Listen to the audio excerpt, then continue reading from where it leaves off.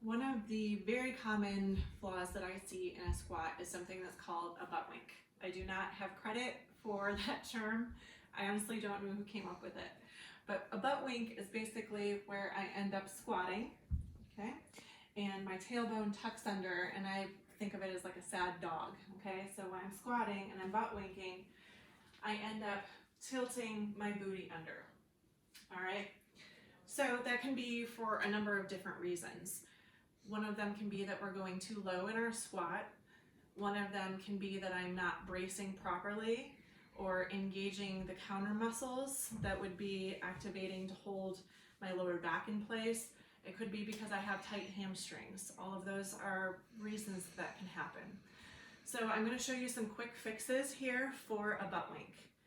So one of the things that I talked about in a different video lesson was about bracing.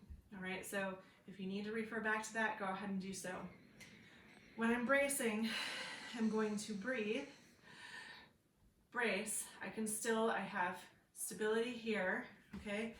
But what that does is it prevents my body from tilting into this position because I'm engaging my whole core.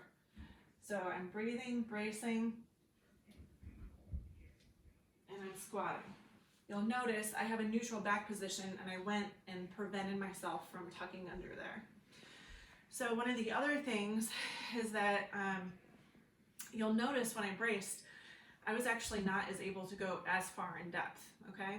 So one of the things you can do, and most squats are recognized as parallel, which would be my knees are roughly at a 90-degree angle or below parallel. So if I'm breathing and braced, I'm here and my hip is below my knee. So that's what I'm looking for when I say below parallel. But once you break that plane, you don't have to go farther. One of the other things that you can do, if you want to not invest in a $200 pair of lifting shoes and you have some hamstring tightness, what you can do is you can just raise your heels up with some plates, a small board, something underneath your heels, okay? And what that's gonna do is it's going to allow me to get some depth, almost like lifting high heel shoes, all right? So I'm bracing again, breathing, and I'm able to go lower, okay? So that's something else to consider. And then lastly, you can mobilize your hamstrings. There are plenty of stretches that you can do to be doing that. But with stretching, one of the things that you have to do is you need to think about it more as maintenance versus a one-time thing.